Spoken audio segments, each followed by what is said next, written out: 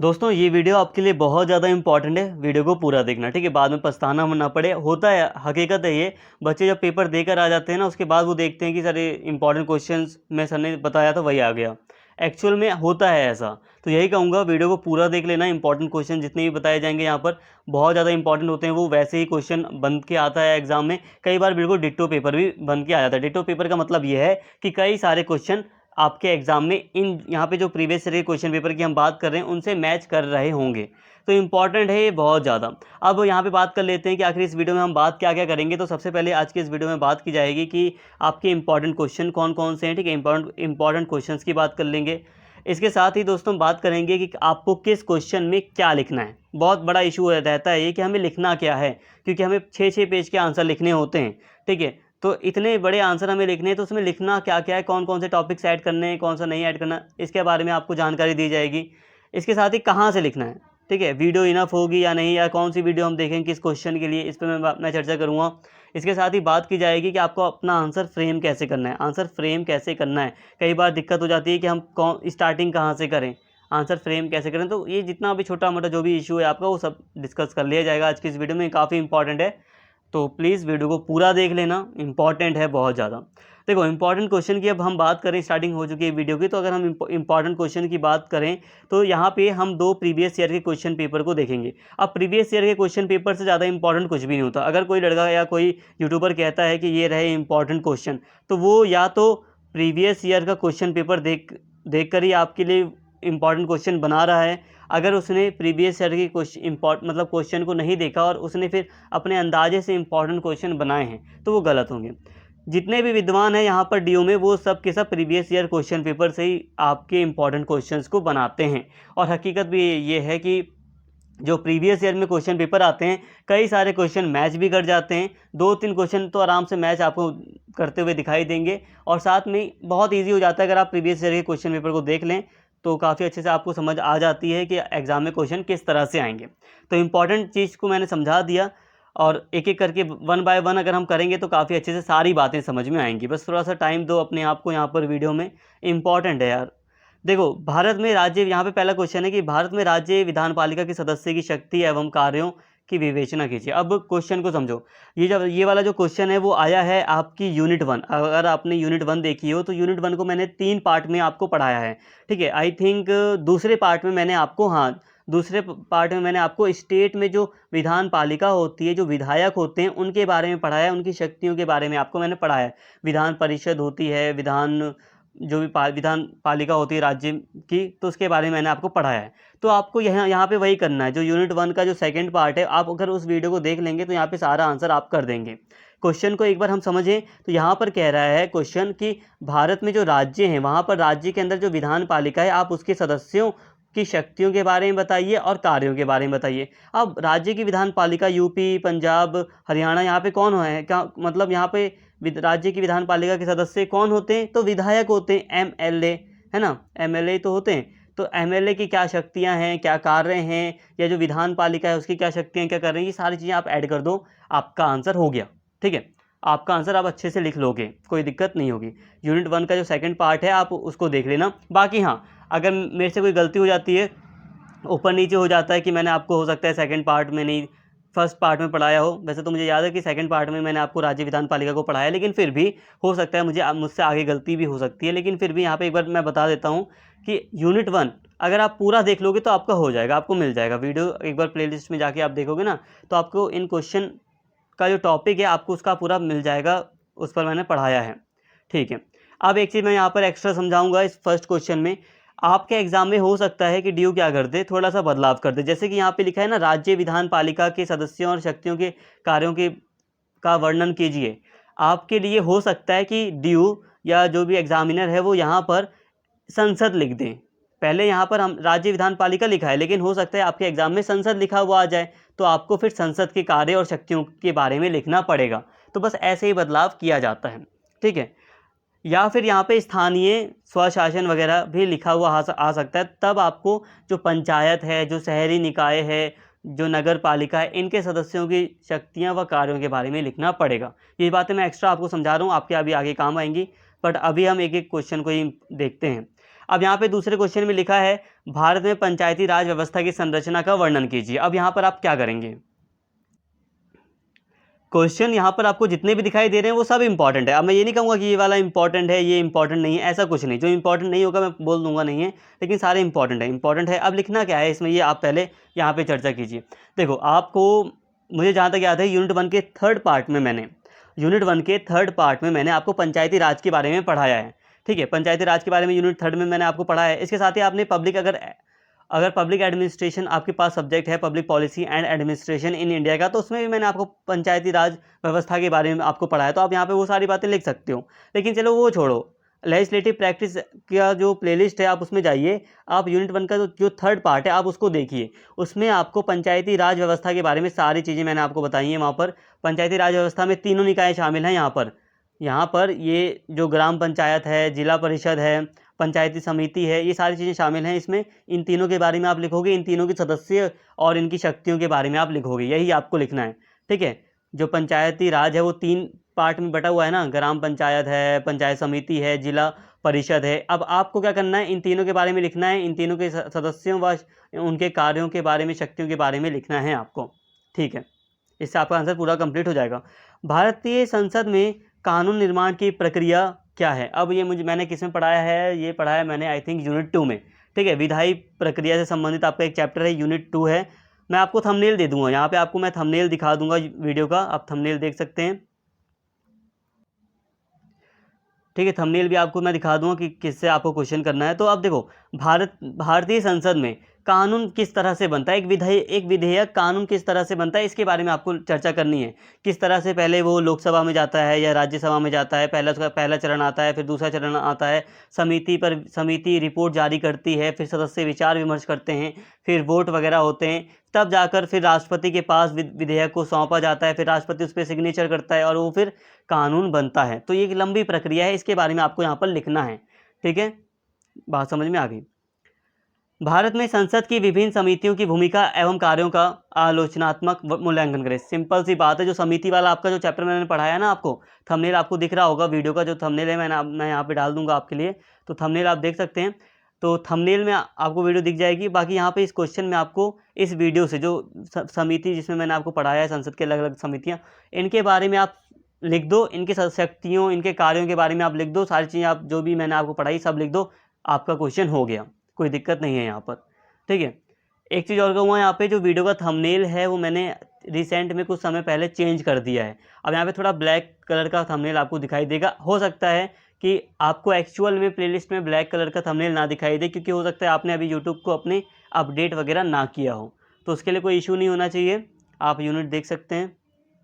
ठीक है, इसके साथ ही अब यहाँ पे क्वेश्चन है कि भारतीय संसद की स्थायी समिति की भूमिका पर एक आलोचनात्मक मूल्यांकन करें। अब ऐसा क्वेश्चन आए ना तो करना ही मत। करना क्यों मत? क्योंकि देखो, अगर आप 4 क्वेश्चन कर ले रहे हो तो ऐसे क्वेश्चन को छोड़ लो, क्योंकि ऐसे क्वेश्चन में सिर्फ आपको एक ही समिति के बारे में लिखना है, स्थायी समिति।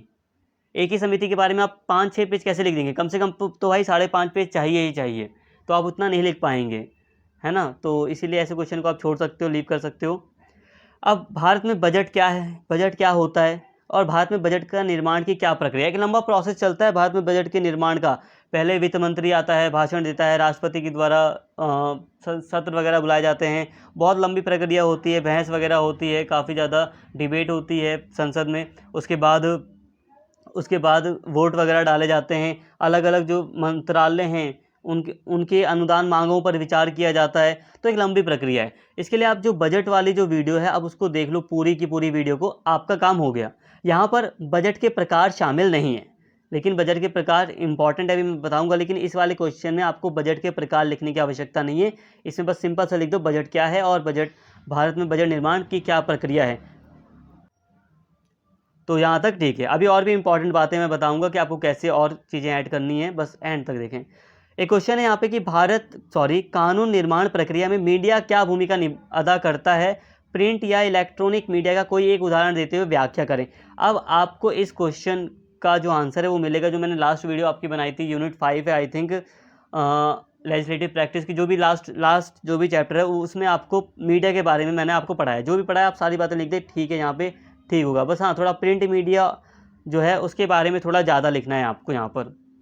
अब यहाँ पे एक बहुत अच्छा क्वेश्चन आता है जो 8वां क्वेश्चन होता है, बहुत अच्छा लगता है ये मुझे, क्योंकि ये एक ऐसा क्वेश्चन है जब आपको कुछ दिखाई न दे या ना दे, ये इसमें से आपको 2 ऑप्शन मिल ही जाएंगे जो आपको आते होंगे, क्योंकि यहाँ पे 4 ऑप्शन दिए जाते हैं लास्ट वाले क्वेश्चन में, और 4 में से आपको 2 पर लिखना होता है।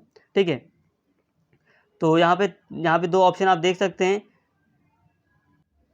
यहाँ पे 4 ऑप्शन आप देख सकते हैं। लेकिन इस बार क्या हुआ, यहाँ पे जो क्वेश्चन है थोड़ा सा ओल्ड है थोड़ा, तो इसलिए ये वाला जो क्वेश्चन है यहाँ पर वो इतना इजी नहीं है, तो इस पर मत लिखना। लोक लेखा समिति के बारे में मैंने आपको पढ़ाया है, आप लिख सकते हैं, लेकिन फिर भी इतना नहीं लिख पाएंगे। तो यहाँ पे थोड़ा सा ये वाला क्वेश्चन लास्ट वाला हार्ड दिख रहा है।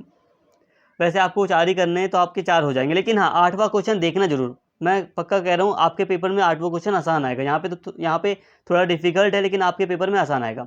मैं आपको 2022 का क्वेश्चन पेपर दिखाता हूँ, अभी समझ जाओगे। देखो बहुत ज़्यादा रिसेंट क्वेश्चन पेपर, इससे ज़्यादा रिसेंट क्या चाहिए, क्योंकि देखो अभी तक ऑनलाइन चल रहा था, ये ऑफलाइन का क्वेश्चन पेपर है। जब कॉलेज खुल जाते हैं तो बहुत इंपॉर्टेंट क्वेश्चन पेपर है 2022 का। अब यहाँ पर देखिए कैसे क्वेश्चन आए। भारतीय संसद सदस्यों के कार्यों और शक्तियों का विवरण दीजिए। कितना आसान क्वेश्चन है। पहले ऐसे ही था ना कि राज्य की विधान पालिका के बारे में बताइए। यहाँ पे क्या है, संसद सदस्यों के कार्यों और शक्तियों के बारे में आपको बताना है। तो यूनिट 1 में जो मैंने आपको फर्स्ट पार्ट पढ़ाया, अगर आप उसको पूरा देख लेते हैं तो सारी बातें आप यहाँ पर लिख दो, कोई दिक्कत नहीं है, पूरा आंसर सही जाएगा आपका। ठीक है, आंसर कैसे लिखना है मैं बताऊँगा, लेकिन बस हल्का हल्का बता रहा हूँ कि इसमें क्या लिखना है। यहाँ पर आपको बात समझ में आ गई, ईजी है। ऐसे देखो दूसरा क्वेश्चन कि भारत में शहरी स्थानीय स्वशासन की संरचना और कार्यों की समीक्षा कीजिए। अभी हमने एक क्वेश्चन देखा था जहाँ पे कहा था कि पंचायतों की संरचना के बारे में बताइए और उनके कार्यों के बारे में बताइए। यहाँ पर लिखा है शहरी स्थानीय स्वशासन, मतलब ये कि जो नगर पालिका है, नगर परिषद है, जो नगर निगम है, इनके बारे में आपको लिखना है। बहुत आसान है, आपने इतना पढ़ रखा है कि आप लिख देंगे आराम से। 6 पेज आपके यूँ भरेंगे यूँ, ठीक है, बहुत आसानी से। वैसे ना पेज भरने नहीं है, हमें लिख के आना है, ये चीज़ ध्यान रखना। और एक चीज़ मैं बता दूं, आप अगर वीडियो से लिखते हो ना तो वो चीज़ें 100% ऑथेंटिक है। तो ये मत सोचना कि मैं काम चलाऊँ लिख कर आ रहा हूँ, या पास होऊंगा कि फ़ेल हो जाऊँगा, या कम नंबर आएंगे बस पास हो जाऊँ मुश्किल से, ऐसा नहीं है। आप जो कंटेंट पढ़ रहे हैं वो काफ़ी ज़्यादा ऑथेंटिक है, काफ़ी ज़्यादा सही है। अगर आप उसे लिखते हैं तो हकीकत है कि आप सही लिख कर आ रहे हैं। इसके साथ एक क्वेश्चन है यहाँ पर, भारतीय संसद में कानून निर्माण की व्याख्या कीजिए। वही वाली बात है कि किस तरह से एक विधेयक राष्ट्रपति के पास जाता है, प्रेसिडेंट के पास जाता है, और प्रेसिडेंट के साइन करते ही कानून बन जाता है। तो वो कौन सी प्रक्रिया है, आखिर वो संसद में कैसे शुरुआत होती है और फिर वो अधिनियम बन जाता है। तो कानून बनाने की क्या प्रक्रिया है, इसके बारे में आपको करना है। तो जो भी वीडियो है इससे संबंधित आप देख लेंगे, आपका काम हो जाएगा। प्लेलिस्ट में सारी वीडियो पड़ी है, बाकी मैं थंबनेल भी आपको दिखा दूंगा, टाइम मिला मैं थंबनेल डाल दूंगा यहाँ पे। इसके साथ ही बिल की समीक्षा के संदर्भ में स्थायी समिति, देखो स्थायी समिति होती है जो बिल को देखती है, कोई भी कानून वगैरह पास होना है उसको देख रेख करती है कि भाई इस कानून में क्या गलतियां हैं, तो रिव्यू करती है। एक रिव्यू कमेटी होती है, ठीक है, स्टैंडिंग कमेटी है जो रिव्यू करती है। तो इसके बारे में आपको लिखना है। लास्ट देखो जो पहले का पुराना क्वेश्चन पेपर था, यहाँ पर भी वाला क्वेश्चन आप देख सकते हो ना, स्थायी समिति की भूमिका का आलोचनात्मक मूल्यांकन कीजिए। तो कितना सिमिलर आया है 2022 में भी। आपके भी पेपर में इस पेपर इजी आएगा हार्ड आएगा, वो भी अभी मैं लास्ट में आपको एक बार एक्सप्लेन कर दूंगा। सरकारी वित्त की समीक्षा के संदर्भ में संसदीय समितियों की भूमिका का विश्लेषण कीजिए। अब कंफ्यूजन यहाँ पे क्रिएट मत करना। यहाँ पे देखो सरकारी वित्त की समीक्षा के संदर्भ में अगर हम हटा दें तो बहुत सारी चीज़ें आपके लिए ईजी हो जाएंगी। कैसे, संसदीय समितियों की भूमिका का विश्लेषण कीजिए। मतलब ये कि संसदीय समितियों के बारे में मैंने आपको जितना कुछ पढ़ाया है, जितनी भी समितियों के बारे में आपको मैंने पढ़ाया है, आप उन सभी के बारे में लिख दीजिए, उन सभी के कार्यों के बारे में लिख दीजिए, आपका आंसर हो गया। बच्चे कंफ्यूज हो जाते हैं कि वित्त, सरकारी वित्त की समीक्षा के संदर्भ में अब मैं क्या लिखूं, कंफ्यूज हो जाते हैं बच्चे, जो कि आंसर यहाँ पे यही लिखना है। यही तो टैलेंट है, आपको समझना पड़ेगा। आपको बस ढूंढना है कि आखिर वो क्वेश्चन किस यूनिट से आया है, वो किस चैप्टर से, किस टॉपिक से वो क्वेश्चन आया है, आपको उसमें क्या लिखना है। बस आपको ये पता चल जाए तो आप कर देंगे। यहाँ पे क्वेश्चन 6 है जो कि कह रहा है कि भारत में बजट बनाने की प्रक्रिया का विवरण कीजिए। केंद्रीय बजट की समीक्षा में संसद की भूमिका का विश्लेषण कीजिए। अब यहाँ पे देखो अब यहाँ पे थोड़ा सा क्वेश्चन हार्ड है। यहाँ पे हार्ड ये है कि आधा क्वेश्चन ईजी है। भारत में बजट क्या है, बजट का क्या महत्व है, क्या बजट किस तरह से बनकर तैयार होता है, ये आप बता देंगे, ईजी बात है। लेकिन केंद्रीय बजट के बारे में मैंने वीडियो में कुछ खास बातें नहीं पढ़ाई हैं। तो लेकिन यहाँ पर जो केंद्रीय बजट है वो क्या है यार, संसद जो बजट बनाती है वही है एक तरह से। तो आप यहाँ पे बजट के बारे में जितना भी कुछ मैंने आपको पढ़ाया वो सब लिख देंगे यहाँ पर, और बजट के प्रकारों के बिना, बजट के प्रकार मत लिखना यहाँ पे, तो आपका आंसर सही जाएगा, कोई दिक्कत नहीं। बाकी हाँ, अगर आपके 4 हो जाते हैं तो आप इसको स्किप भी कर सकते हैं, कोई दिक्कत नहीं है। मीडिया के विभिन्न प्रकारों की व्याख्या कीजिए और कानून निर्माताओं के लिए इसके महत्व का विश्लेषण कीजिए। सिंपल सी बात है, आपका जो लास्ट यूनिट है जिसमें मैंने आपको मीडिया के बारे में पढ़ा, जितनी भी कुछ बातें मैंने पढ़ाई वो सारी लिख दो आप इसमें, बिल्कुल 100% सही जाएगा। पूरा पढ़ाया मैंने आपको यहाँ पर कि किस तरह से कानून निर्माता के लिए मीडिया का महत्व है, किस तरह से मीडिया और कानून निर्माता आपस में संबंधित हैं, क्योंकि मीडिया कई बार दबाव डालती है ना नेताओं के ऊपर, तो बहुत सारी चीज़ें हैं। अब यहाँ पे देखो 8वां क्वेश्चन, मैंने कहता था ना इजी आता है 8वां क्वेश्चन हमेशा, तो 8वां क्वेश्चन देखो जिसमें आपको 2 पर लिखना ही है सिर्फ। अब यहाँ पे देखो 4 ऑप्शन है, सिंपल सी बात है भाई, आपने जिला परिषद को तो पढ़ा ही है ना, जो यूनिट वन की जो थर्ड लेक्चर है, जो थर्ड पार्ट है यूनिट 1 का, उसमें मैंने आपको जिला परिषद पढ़ाया है ना। स्थानीय स्वशासन को जब हम पढ़ते हैं तो मैंने आपको जिला परिषद पढ़ाया है। सिंपल सी बात है, जिला परिषद के सदस्यों के बारे में लिख दो, जिला परिषद के कार्यों के बारे में लिख दो, सब कुछ डाल दो, कोई दिक्कत ही नहीं है। यहाँ पर आपका हो गया। 0 आवर बजट पढ़ाया है मैंने बजट के प्रकार में। अगर इस पर ज़्यादा नहीं लिख सकते हो तो कोई बात नहीं, इसे छोड़ दो, ज़्यादा नहीं लिख सकते भले ही आपको आता है, आप इसे छोड़ दो। दूसरा देखो, यहाँ पे देखो समितियों के प्रकार, आपको समितियों के प्रकारों के बारे में मैंने आपको पढ़ाया है, आप उसको लिख सकते हो पूरा का पूरा, कोई दिक्कत नहीं है।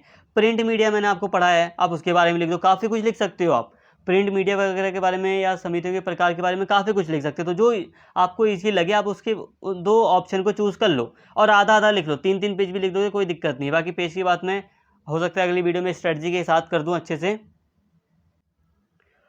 तो यहाँ तक हमने काफ़ी बातें कर ली, ठीक है। अब वीडियो को छोड़कर मत जाना, असली बात यहाँ पे एक और भी ज़्यादा इंपॉर्टेंट बात अब हम यहाँ पे और भी करेंगे, जैसे कि सबसे बड़ी बात कि आपका पेपर इजी आएगा कि हार्ड आएगा। देखो दोस्तों, सबसे मैं आपको एक रियलिटी की बात बता रहा हूँ, कभी भी यहाँ पे आपको मेरे चैनल पर आपको कभी भी तुक्के वाली चीज़ नहीं मिलेंगी। हालांकि नाम मेरे चैनल का ट्रिक है, लेकिन फिर भी यहाँ पर आपको तुक्के वाली चीज़ नहीं मिलेगी, बिल्कुल 100% ऑथेंटिक चीज़ें मिलेंगी, ये आप जानते हो और आपको ज़्यादा बताने की जरूरत नहीं, आप पुराने स्टूडेंट हो। बाकी हाँ, 6 सेमेस्टर के बच्चे हैं, जितने भी बच्चे हैं वो सभी कमेंट करते हैं कि सर आपने जो बताया आपने मतलब काफ़ी अच्छे से करा और पूरा पेपर वैसे ही आ रहा है जैसा आप बता रहे हैं, सब कुछ मतलब ठीक चलता है। तो मतलब बस हल्का सा मैं विश्वास दिला रहा हूँ आपको कि जो भी बातें मैं बता रहा हूँ यहाँ पे वो 100% ऑथेंटिक होती हैं। तो मुद्दे पर आता हूँ, आपका क्वेश्चन है यहाँ पर कि आखिर आपका जो पेपर है 2023 में वो हार्ड आएगा कि ईजी आएगा। देखो सिंपल सी बात है दोस्तों, आपका जो एग्ज़ाम होगा ना वो इजी ही आएगा, क्वेश्चन आपके इजी ही बनेंगे।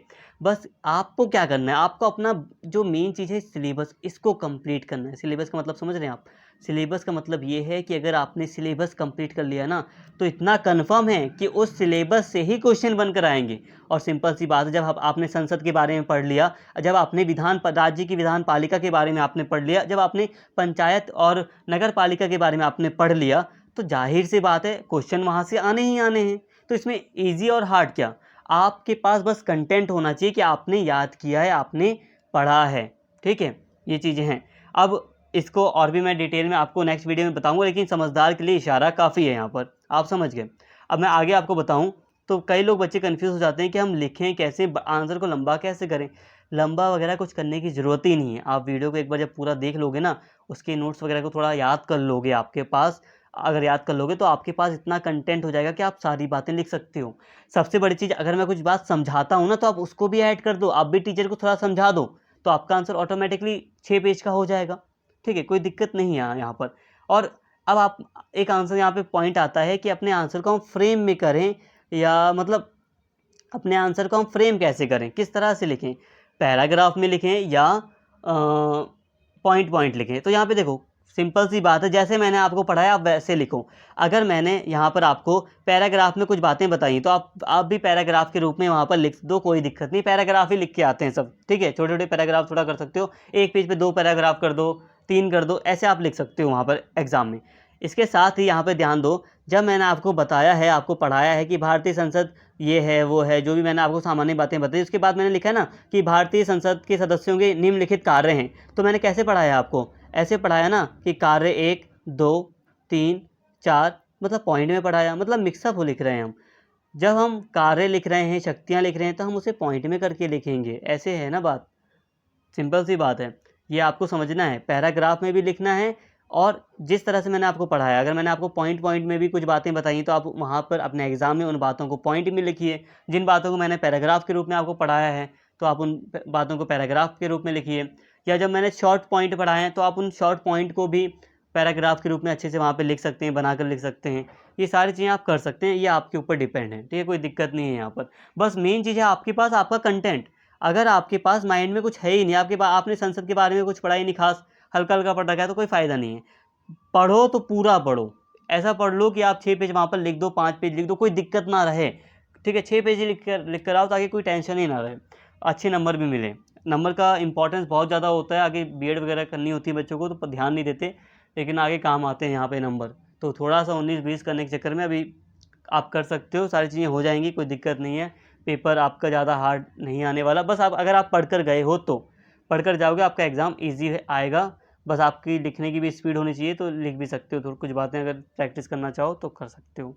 तो जहाँ तक मैंने काफ़ी बातें आपको पढ़ाई दी हैं, और जो भी बातें लेफ्ट रह गई हैं, बची हुई हैं, उनको मैं आपको नेक्स्ट वीडियो में हो सकता है कवर कर दूं, कुछ बातें अगर रह गई हों। लेकिन आज जो हमारा टॉपिक था वो सारी चीज़ें मैंने आपको बता दी। प्लेलिस्ट आपको डिस्क्रिप्शन में मिल जाएगी, आप वहाँ से देख सकते हैं सारी बातें आप वहाँ से समझ सकते हैं। प्लेलिस्ट से आप सारी वीडियोस तक पहुँच सकते हैं। उम्मीद करता हूँ वीडियो आपको पसंद आई होगी। अगर वीडियो अच्छी लगी हो तो प्लीज़ चैनल को सब्सक्राइब कर लें, वीडियो को लाइक करें, शेयर करें और कमेंट करके अपना फीडबैक जरूर दें। Thank you.